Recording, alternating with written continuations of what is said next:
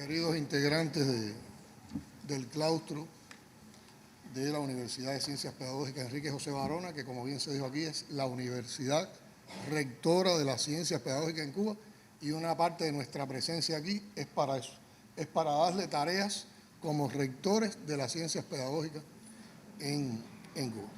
Bueno, los agradecidos no tienen que ser ustedes.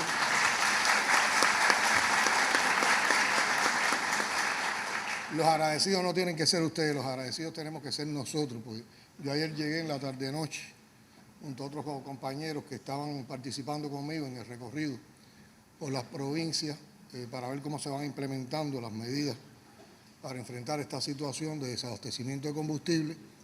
Y yo lo que pregunté, miren a ver con las medidas que se han aplicado también en las universidades, si no complicamos a los profesores que tienen que ir, que el transporte está malo, que el horario. Y entonces me dijeron, no, el claustro está preparado, se va a dar, y lo único que hay es que correr y no empezar a las 8, empezar a las 9. Por lo tanto, yo sé que en medio de la situación que ustedes hayan accedido a mantener el claustro es un gesto y queremos darles las gracias. ¿Cuál es el propósito de esta visita? Bueno, esta visita la concebimos, nos comprometimos con ella cuando empezando el verano estábamos en un recorrido por la ciudad, visitamos el museo de la alfabetización y a la salida había un grupo de profesoras y profesores y yo les dije, hay temas en los que tengo preocupación, que queremos impulsar, que lo tenemos que ver desde la perspectiva de la pedagogía, y yo les propongo, como ustedes seguro van a hacer un claustro a inicio de curso, que en ese claustro podamos tratar esos temas. Ese era uno de los propósitos y yo creo que de alguna manera esos temas han estado presentes, después me voy a referir a ellos. Lo otro era tener la posibilidad de compartir con ustedes en el marco de la celebración del 55 aniversario de la universidad.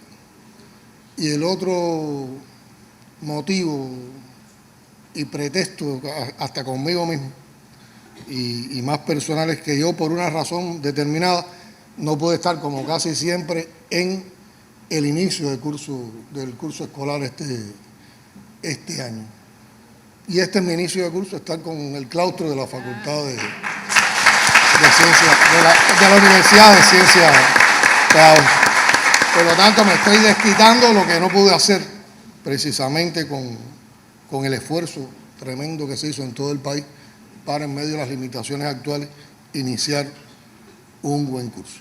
Ahora, esta visita y este encuentro nos sirve a nosotros para actualizarnos por dónde anda el trabajo en las ciencias pedagógicas, nos pone a pensar porque ha sido muy aportador la discusión y el debate ha sido muy inteligente, es muy estimulante, incluso promueve pensamiento, pero tenemos que darle continuidad. Hoy hemos hablado, ustedes han presentado un grupo de investigaciones que tienen de apoyo a un grupo de temas, los criterios que tienen sobre un grupo de temas, lo que van haciendo y lo que se están proponiendo. Pero yo creo que después cada uno de estos temas merece, por la amplitud de los mismos, por la integralidad y la complejidad de los mismos, que podamos sistematizar encuentros, dejar ver cómo lo planificamos y que entonces con los colectivos que atiende cada uno de los temas podamos tener entonces una discusión más amplia y sobre todo yo veo una enorme potencialidad en lo que ustedes están planteando y el tema es cómo lo llevamos a resultados, cómo innovamos con la aplicación de esas investigaciones y de lo que ustedes están trabajando y de lo que ustedes están proponiendo. Y cómo logramos en nuestra sociedad, en nuestra formación de docentes y en nuestra formación de los estudiantes, un impacto mayor, un impacto más ágil, un impacto como lo está exigiendo el momento actual. Por lo tanto, esta visita también abre una continuidad en los encuentros que podamos tener en el presente y en el futuro.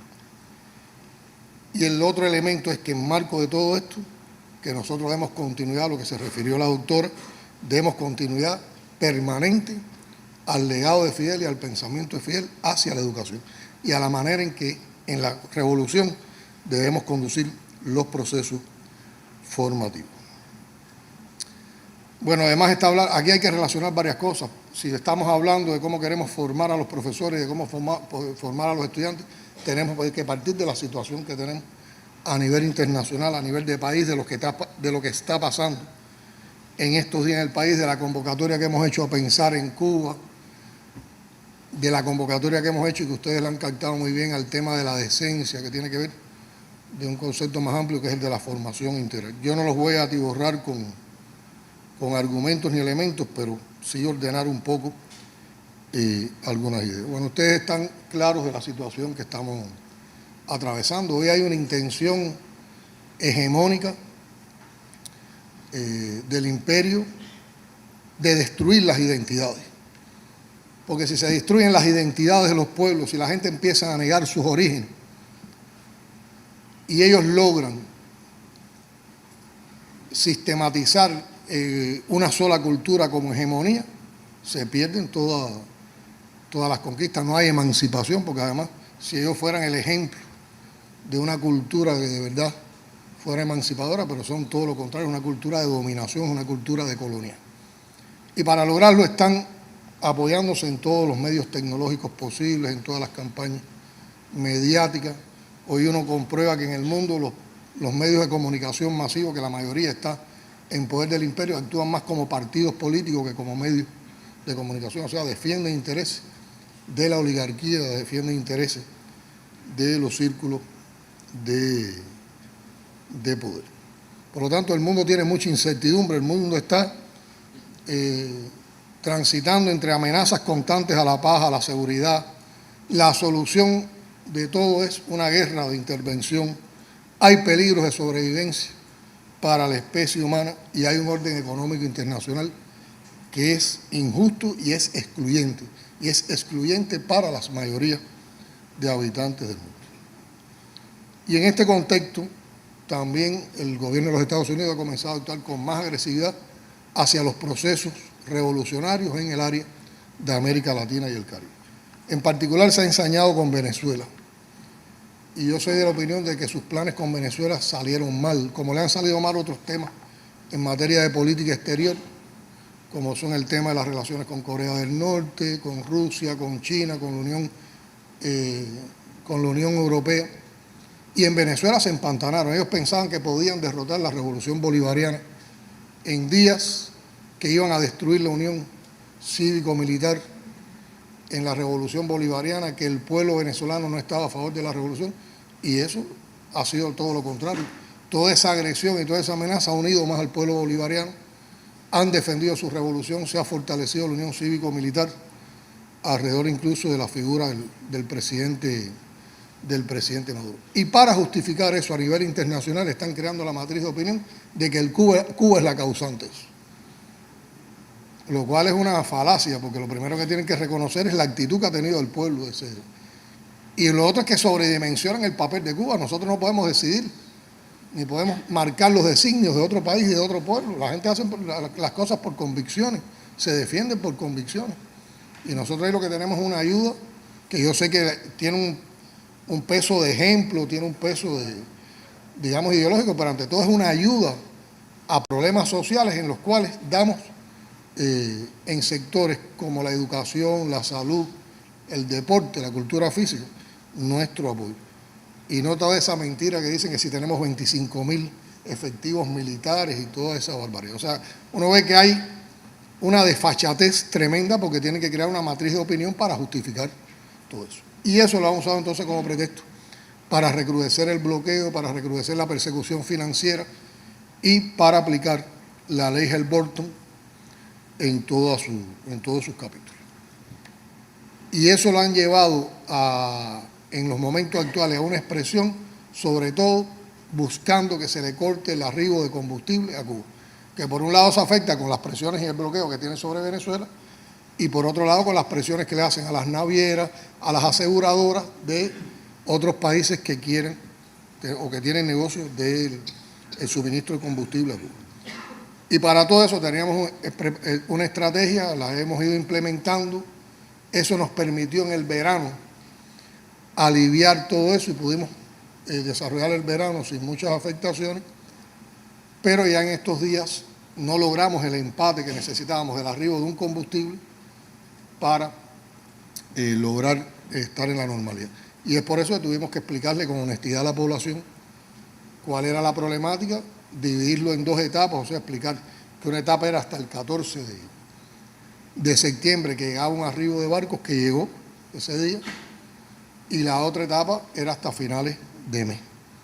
La primera la sobrepasamos y con la respuesta que dio el pueblo, en lo cual confiamos después que se explicó con todas las medidas que con inteligencia y coherencia se han ido aplicando, con toda esa solidaridad humana que ha existido entre todos los cubanos, la logramos pasar con el mínimo de afectaciones. Yo cuando pienso en el mínimo de afectaciones siempre pienso ante todo en ¿qué? En los apagones, que es lo que más irrita. Y esta segunda etapa no nos permite ir a la normalidad por lo siguiente, porque arribó combustible, pero no arribó todo el que necesitábamos. Y en segundo lugar, porque no arribaron todos los surtidos. Arribó diésel, pero no arribó gasolina. La gasolina no va a arribar hasta el día 23. Y por lo tanto, en la gasolina, ustedes han visto que en los servicentros hemos tenido más cola en estos días. Y lo que sí garantizamos ya es lo del gas licuado. Ya han llegado los cargamentos de gas licuado, ya empezamos a restablecer, se está distribuyendo para restablecer los ciclos y todas las ventas. Y vamos a tener garantizado cargamento de gas licuado hasta final del año. Entonces, eso lo había informado, solo lo estoy repasando para que nos demos cuenta en qué momento estamos. Es por eso que hemos ido a un grupo de medidas de ajuste, de medidas de ahorro. Aquí quiero decir, el ajuste es cuando dejamos de hacer cosas o cuando ralentizamos cosas para gastar menos, pero eso no es ahorro porque estamos dejando de hacer cosas. Y el ahorro es cuando somos capaces de tomar medidas que con menos combustible sigamos haciendo lo mismo o más, porque ahí hay eficiencia. A veces la gente confunde, ¿no? A ver, si yo en un lugar, si en este teatro puedo estar con 6 luminarias en vez de con 10, eso es ahorro, porque no dejo de hacer lo que iba a hacer en el teatro y lo estoy haciendo con menos. Pero si yo tengo que cerrar el teatro, apagar el teatro y no hacer más nada del teatro, no estoy ahorrando. Sencillamente lo que estoy es dejando cosas hacer y eso es lo que sí me trae menos gastos y aparentemente es un ahorro, pero no, es contra cosas dejadas de hacer. O sea, hemos tenido que aplicar las dos medidas, de ahorro, y hemos tenido que aplicar medidas de ajuste, medidas de regulación y medidas de control. Y por la creatividad y por lo que se ha aportado, yo estoy convencido que en materia de ahorro hay un grupo de medidas que hemos aplicado en este momento, muchas son medidas que se desempolvaron de las que dieron resultado en el periodo especial, que hay que mantenerla aunque volvamos a la normalidad. Por lo tanto, yo estoy diciendo en provincia, la normalidad a la que vamos no va a ser la misma normalidad. Podrá venir todo el combustible, pero tenemos que lograr que lo empleemos con más eficiencia. Yo les he puesto, por ejemplo, el ejemplo de las panaderías. Las panaderías tienen que tener 2 alternativas como mínimo de cocción. Una puede ser electricidad y la otra carbón o leña. Una puede ser con diésel y la otra carbón y leña. O una puede ser transformar el consumo de diésel por quemadores que consuman crudo cubano y carbón o leña. Y les podremos dar el mismo combustible de ahora en condiciones normales, pero si lo gastan distinto y alternan las dos, ese combustible les va a durar más. Ese combustible lo van a poder desplazar. Bien, otra situación como esta, hay una reserva. Y si no, como tenemos más alternativas, hacemos más. Entonces, con esos conceptos estamos trabajando. Porque además eso no daña, al contrario. Yo digo, ¿por qué los carros estatales no van a parar en las paradas? Si ya es un gasto que vamos a hacer, si llevamos asientos vacíos, vamos a recoger a la gente. Eso nos va a dar más apoyo, más comprensión, es más solidario. Lo otro lo que hace es irritar, provocar incomprensiones, disgustar, molestar. Entonces, con esos conceptos estamos trabajando. ¿Qué cosas y qué conceptos yo creo que se han ponderado en este momento? En primer lugar, esto, yo digo, lo que sucede conviene, ¿no? Aunque no sea absoluto. Esto nos dio un corrientazo, estábamos un poco trabajando como siempre y los tiempos complicándose y no habíamos hecho nada distinto. Esto nos activó y miren cuántas cosas salieron ahora como soluciones. Por lo tanto, hemos podido enfrentar la situación, hemos podido sistematizar soluciones no solo para esta situación, pero sobre todo se ha aprendido. Y aquí quiero detenerme porque tiene que ver mucho con lo que ustedes hablan sobre la formación de los jóvenes docentes y por supuesto de los jóvenes estudiantes. A veces en las tareas de dirección, en la revolución, el tiempo pasa tan deprisa que uno no se da cuenta de cuánto envejece o cuánto gana en experiencia y lo que va transcurriendo a su alrededor. Pero ahora cuando uno observa en las provincias, miren, hay una cantidad de personas que están tomando decisiones, que están dirigiendo en diferentes ámbitos de la vida del partido, de la economía, de la administración, de la sociedad. A nivel de municipio, a nivel de provincia y a nivel de país. Yo ponía el ejemplo de uno de los ministros que me acompañaba, que eran muchachos, eran estudiantes cuando vivimos las condiciones de periodo especial. Por lo tanto, sufrieron el periodo especial o lo vivieron como ciudadanos cubanos, como jóvenes cubanos. Vivieron sus limitaciones, pero no estaban en tareas de dirección. Y ahora han tenido que dirigir en medio de una coyuntura difícil. Por lo tanto, han aprendido, han logrado apropiarse de experiencias que había en otro momento. Y eso nos prepara mejor para el futuro. Pero hicimos una convocatoria a los jóvenes. Hay que decir que los jóvenes dieron una respuesta tremenda. Primero, porque se vieron identificados de que a ellos le habíamos dado una tarea particular, para aprovechar la energía de los jóvenes. Y ese era uno de los sentidos. Y hay que decir que en todas las provincias visitadas, uno ve, sobre todo en las universidades, cómo los jóvenes han dado un grupo de respuesta. Hay contingentes de jóvenes para todo. Lo mismo para campaña antivectorial, que para estar haciendo control a los temas de electroenergéticos, de todo hay en materia de apoyo de los jóvenes. Pero bueno, en todos hay importantes experiencias. Pero lo otro, esos jóvenes de aquí a unos años van a estar ocupando las responsabilidades de todos nosotros. Son los que van a estar sentados en un teatro, son los que van a estar al frente de las responsabilidades fundamentales. Entonces se han estado preparando en medio de una situación en tiempo real, en medio de una situación compleja en tiempo real. Y eso los prepara para el futuro. Porque han estado aprendiendo de la mejor manera, y me pueden apoyar los especialistas en didáctica, han aprendido, están aprendiendo, creando y participando, que es también una manera muy buena de gestionar conocimiento. Y ahí han estado los jóvenes. Entonces, todos esos jóvenes para el futuro van a estar también mejor preparados. Hemos insistido en que hoy, aunque hay actividades que se han enlentecido o que se han detenido, el concepto no sea la gente interrupta para la casa, que no se desmovilice, porque hay mucho que hacer. Puede estar detenida una determinada actividad, por ejemplo, industrial, pero hay mucha vivienda que construir y reparar y los recursos están ahí, no tiene que ver nada con esta escasez de combustible. Hay mucho que sembrar y que cultivar, hay mucho que embellecer y limpiar, hay que apoyar la campaña antivectorial. Entonces, todo esto se puede aplicar ocupando a la gente, y así no desmovilizamos, así todo el mundo está participando y así todo el mundo también está aportando. En medio de esta situación hay programas que no hemos parado. No hemos parado ni la producción de alimentos, ni el programa de la vivienda, ni los que tienen que ver con sustitución de importaciones o exportaciones o encadenamientos, ni el turismo, ni las fuentes de energía renovable. Y hay que prepararse para cuando regresemos a la normalidad. ¿Y qué le hemos pedido a la gente? Bueno, hay lugares que están detenidos y ahora hay que estar alistando la maquinaria, alistando la técnica, reparando, dando mantenimiento para que cuando volvamos a la normalidad y arranquen de nuevo, arranquen en toda su potencialidad y no a esa hora empezar a prepararse, que esté preparado el taller desde ahora. Y trabajar con el concepto de, al regresar de nuevo a la normalidad, todo se pueda recuperar todo lo posible, las afectaciones que hemos tenido en este momento. O sea, con ese sentido es como hemos estado trabajando, y ya eso indudablemente nos ha estado aportando resultados. Ya yo tengo un listado tremendo de cosas que podemos sistematizar, que podemos mantener.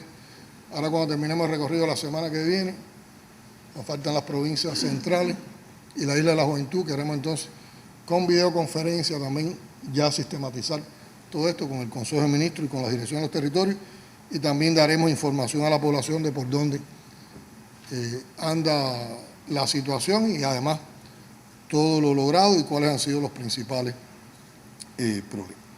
Y eso nos demuestra que nosotros, sin renunciar a nuestras convicciones, sin traicionar nada, sin echar a la basura la dignidad que ha forjado la revolución hace 60 años, podemos resistir y podemos fortalecernos y podemos vencer.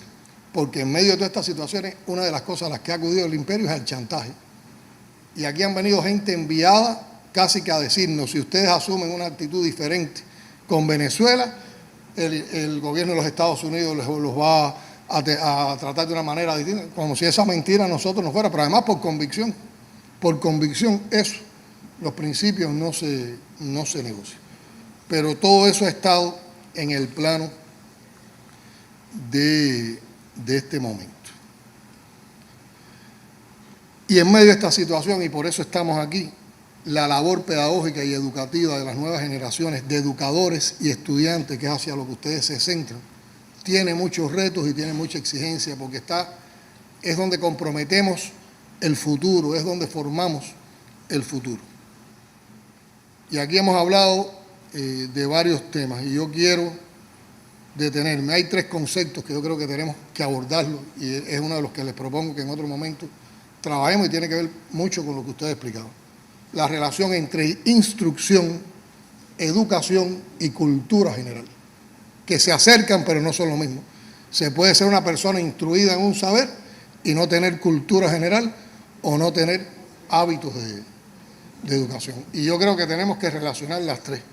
Yo aquí cuando veía a Aurelio, con el que cuando era ministro de Educación Superior siempre me sentaba a verlo del tema de las pruebas de matemáticas. A mí en la matemática me apasiona, casi que hice un triángulo rectángulo, uno de los catetos es instrucción, el otro es educación, y la hipotenusa, que sería la raíz cuadrada de la suma de cada cateto al cuadrado, nos da, si tenemos muy potenciada, en este caso al cuadrado, la instrucción, y muy potenciada, en este caso al cuadrado, la educación, vamos a lograr también formación integral general, cultura general, que es lo que necesitamos. Y los senos y los cosenos de ese triángulo nos van a dar relaciones entre instrucción y formación general, entre educación y formación general, y la tangente da la relación entre instrucción y educación. Después...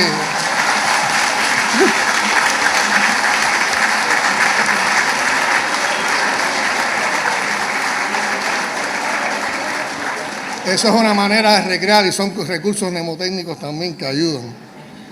Y por eso la matemática es tan importante, porque ordena pensamiento. La matemática es cultura general también.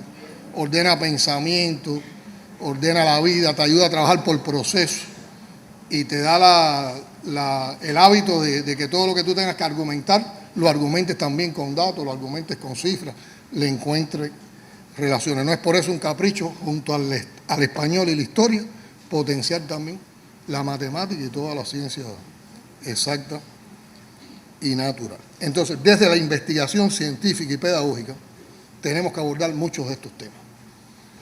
Y tenemos que lograr entonces una mejor formación de nuestros docentes y una mejor formación de nuestros educandos.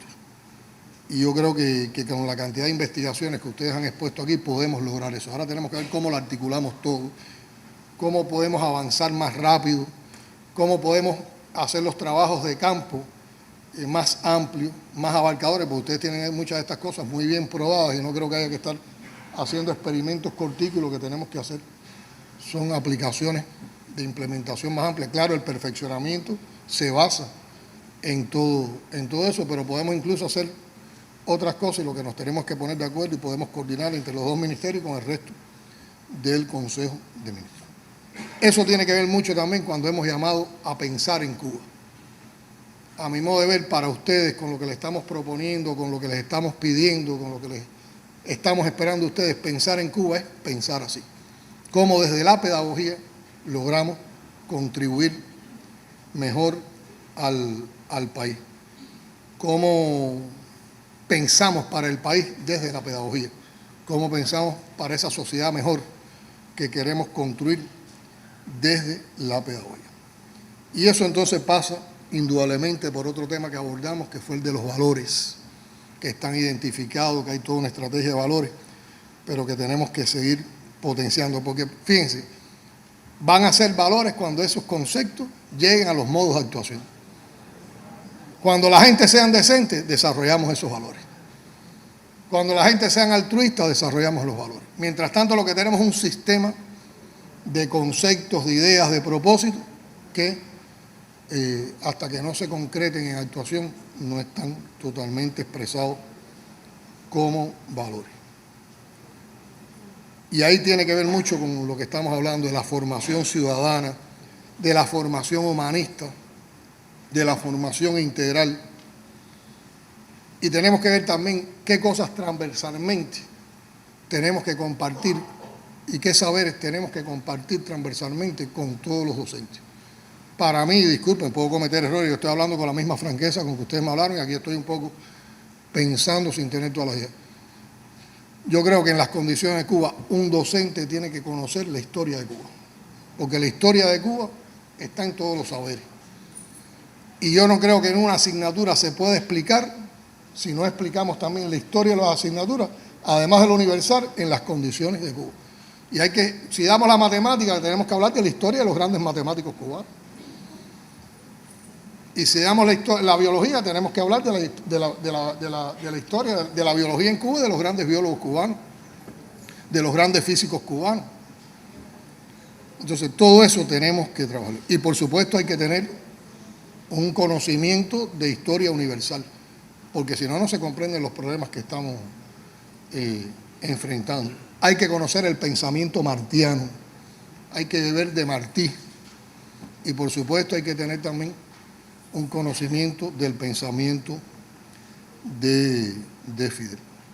Yo en estos días estaba leyendo, hay un país amigo que ha tratado, tiene un propósito con el nuevo gobierno de trabajar también estas cosas. Es un país donde hay mucha corrupción, hay muchos problemas, y yo estaba leyendo, alguien me lo hizo llegar, se lo voy a hacer llegar a la ministra para que lo estudien, una cartilla moral, que es un intento a partir de pensamientos de pedagogos de establecer, además de lo más general y de lo más universal, como un instrumento que sea más tocable, una cartilla. Bueno, es como que todo estudiante y todo maestro tenga como una guía de preceptos morales o de principios morales de acuerdo a lo que aspira ese país. No creo que es una mala idea, no creo que sea lo que hay que aplicar, yo creo que es una idea más que hay que tomar en cuenta, pero yo lo que sí creo que también la repetición, no solo en teórica y de conocimiento, sino la repetición en llevar a la gente a actuar de acuerdo a los valores, nos puede dar también resultados más rápido. Lo único que pido es que lo analicen desde el punto de vista pedagógico y sobre la base de cómo nosotros podemos tener lo nuestro, porque nosotros en el pensamiento martiano, en el pensamiento de Barona, en toda la historia pedagógica nuestra, tenemos suficientes elementos en nuestros próceres, en Fidel, en Raúl, tenemos suficientes elementos para conformar de verdad todo un grupo de preceptos acerca de los valores.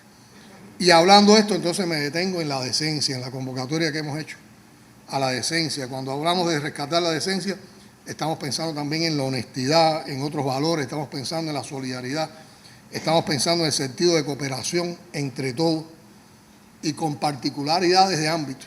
¿Cómo se comporta decentemente un profesor? Eso lo tenemos que distinguir. ¿Qué es?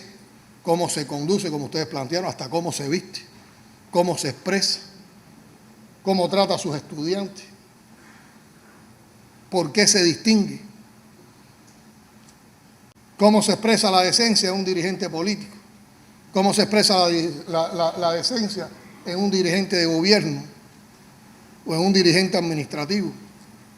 Y eso tiene que ver hasta en la manera en que nos podemos comunicar todos, incluso en los momentos más tensos, en las reuniones más complicadas, en los espacios de trabajo más complicados. Yo sé que hay gente que acurren al grito, a dar golpes en la mesa, bueno, a veces a uno se le va a uno también, ¿no?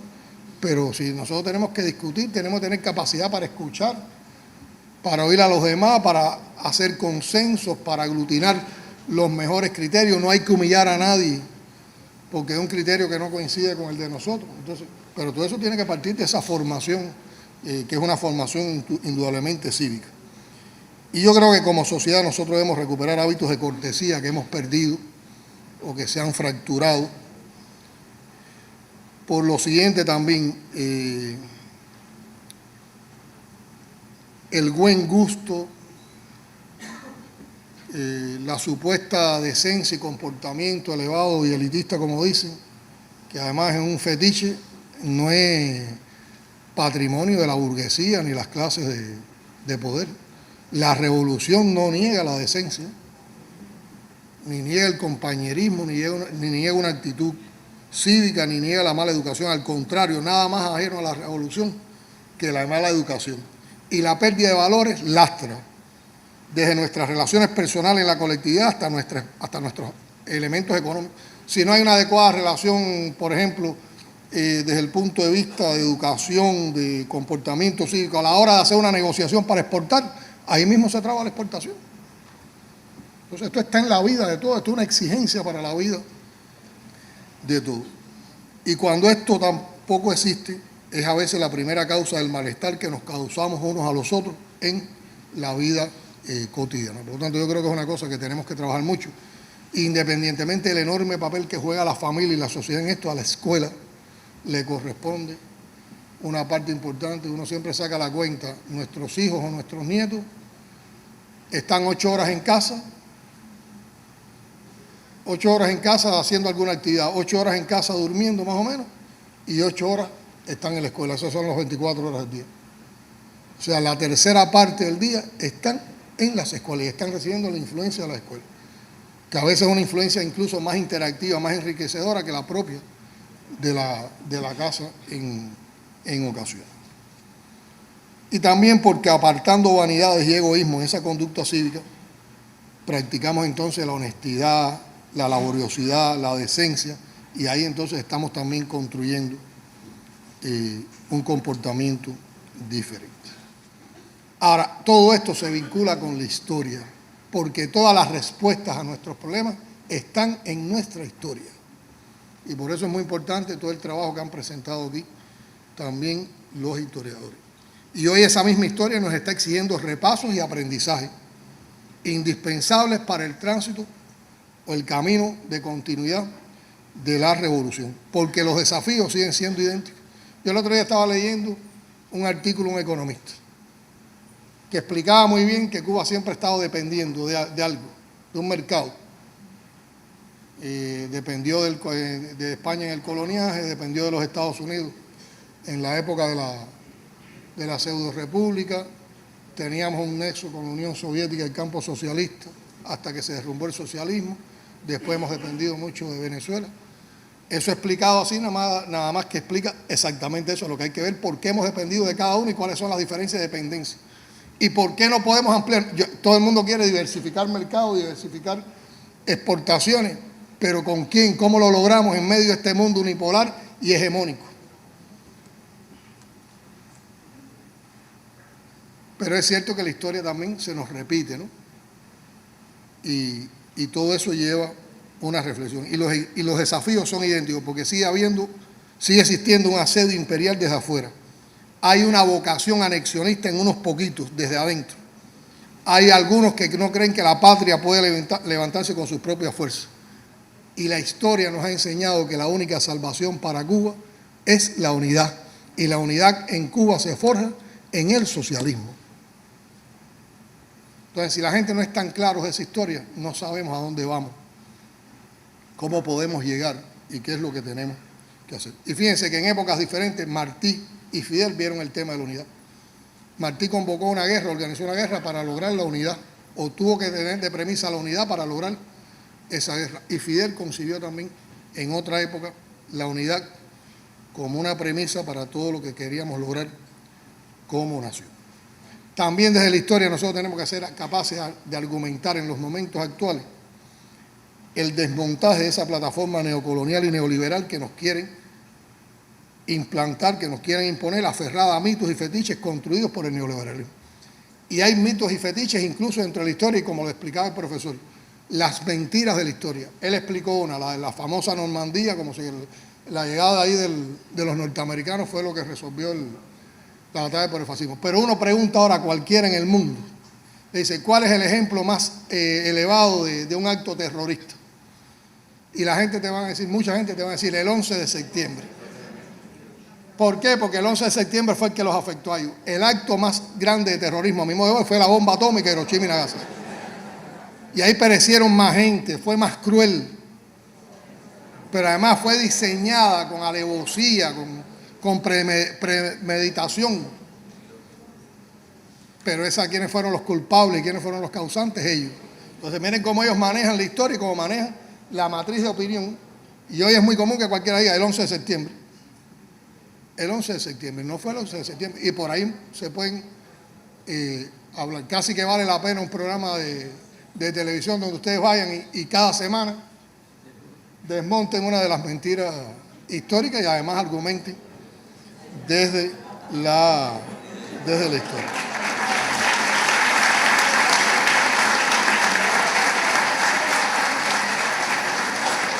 lo coordinas con... Entonces, también desde la historia, nosotros tenemos que ir construyendo los paradigmas de la sociedad socialista en estos tiempos y afianzar el socialismo en el corazón de las cubanas y los cubanos. Pero hay que argumentarlo bien, hay que demostrarlo. También desde la historia tenemos que fortalecer el sentimiento antiimperialista que llevamos en vena por lo que durante más de un siglo nos ha hecho sufrir el vecino poderoso, que además siempre demuestra que nos desprecia y siempre nos ataca. No esperemos otra cosa de ella.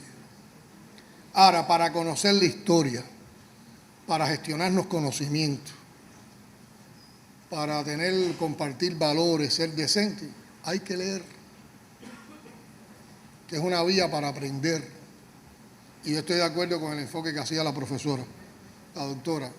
No estemos discutiendo ahora si la gente lee en un libro tradicional, un libro impreso, o leen en una plataforma digital, porque los códigos de comunicación cambiaron y los códigos de comunicación con los jóvenes son audiovisuales. El problema es que lean y que desde la lectura aprendan, crezcan y sepan diferenciar incluso diferentes criterios, que tengan bagaje cultural, que la propia lectura entonces les desarrolle capacidad de pensamiento, capacidad de expresión, capacidad de argumentación, y que encuentren en la lectura un disfrute pleno, porque están aprendiendo, porque están conociendo más y porque eso les da y les abre otras posibilidades en la vida. Y porque hay cosas como la historia que para traerla en la vigencia a nuestros tiempos, si no la leemos, no la podemos conocer. Y eso es muy importante, porque fíjense que hasta en las redes sociales hay hoy toda una campaña montada para desacreditar a la revolución. Y una de las cosas que más quieren desacreditar, ¿qué es? La educación. Y cuando alguien en nuestras escuelas con un celular filma una conducta inadecuada, a veces hemos visto algunos videitos muy feos de muchachas en una compostura no adecuada o de algo que está pasando en aula, ahí se monta, es un caso, pero ahí se monta las redes sociales a tratar de desprestigiar la educación cubana, a generalizarla. Entonces tenemos que preparar muy bien a toda nuestra gente para que ese trabajo... Tiene que haber también una plataforma emancipadora en cómo nos comunicamos en las redes sociales. Y no hay que estar diciendo malas palabras a los que nos ofenden, al contrario, muy elevado. Argumentos sólidos, argumentos duros. Nuestras verdades bien escritas, bien mostradas, apoyadas con elementos audiovisuales. Y ahí está también una parte de la victoria. Y era muy interesante lo que explicaba la doctora. Escribir bien, hablar bien, nos permite entonces también expresar mejor nuestra historia,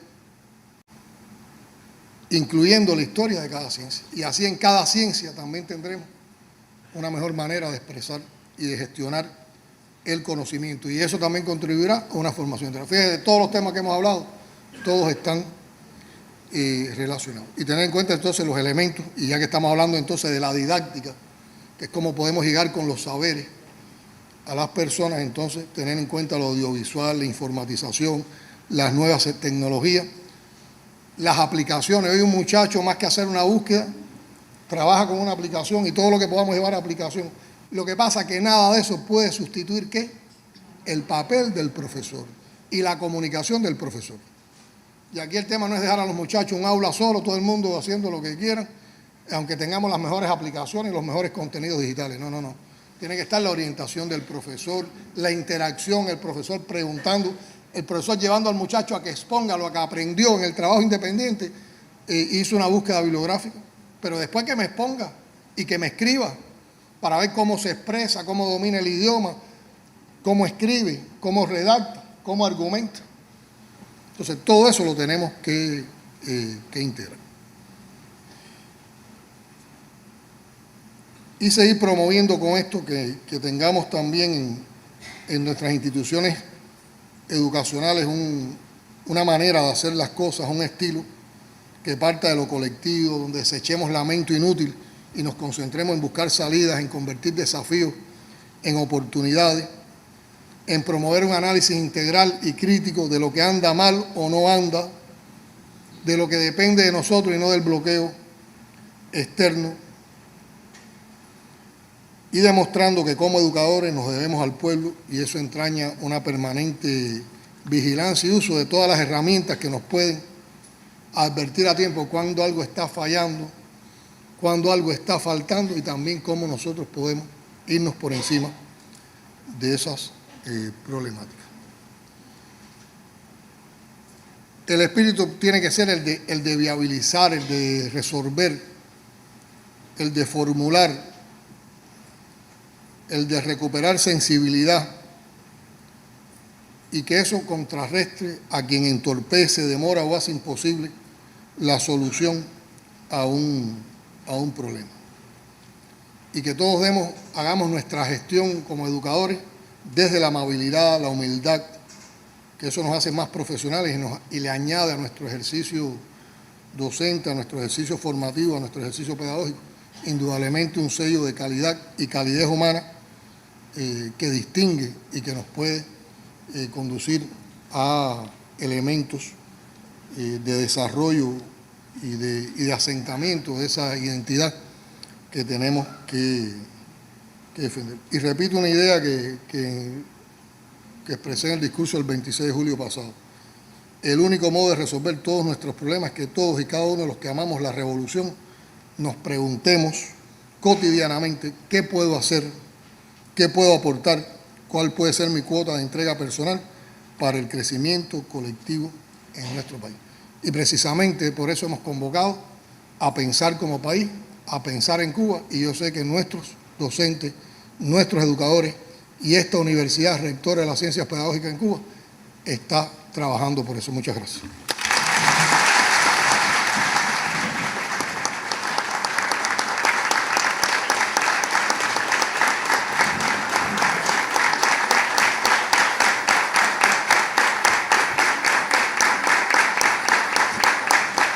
Entonces, vamos a planificar trabajo. Morales se encarga con los compañeros del departamento ideológico y con los compañeros de los medios de ver cómo llevamos un grupo de espacio de las mentiras de la historia, otro. Yo una vez vi en un canal internacional una manera muy novedosa de cómo un profesor tenía un programa dirigido a la enseñanza de la física hacia los jóvenes. Y era un programa muy interactivo y se logró en ese país que por ese programa jóvenes que tenían un desprecio total por la física se aferraran a la física. Tenemos que ir, ustedes hagan propuestas y después vemos cómo las armamos, pero piensen en todas esas cosas, cómo podemos llegar más, cómo podemos tener que el tema del conocimiento y que el tema educativo esté más presente incluso todavía en el debate social, en el debate familiar, que lo tenemos hoy, que es elevado, ¿no? Esta es una de las cosas de las que más se discute. Entonces, de todos los otros temas que hemos abordado y algunos de los que yo incluí, preparen una estrategia de trabajo. Hay temas que están interrelacionados, ¿no? Y entonces preparen sesiones de trabajo. En una sesión de trabajo vamos a abordar esto y van a estar presentes tales colectivos, lo que ustedes quieran, sin limitación. Lo agotamos, lo vemos y vengan con propuestas de acciones integrales. Incluso en temas de estos, donde también tenemos desarrollo en otras universidades, en otras facultades pedagógicas de las universidades, convoquen también a los que tenemos en esos lugares. Y así le vamos dando seguimiento. Yo creo que podamos mantener por lo menos un encuentro mensual, si los dos ministros están de acuerdo y el vicepresidente.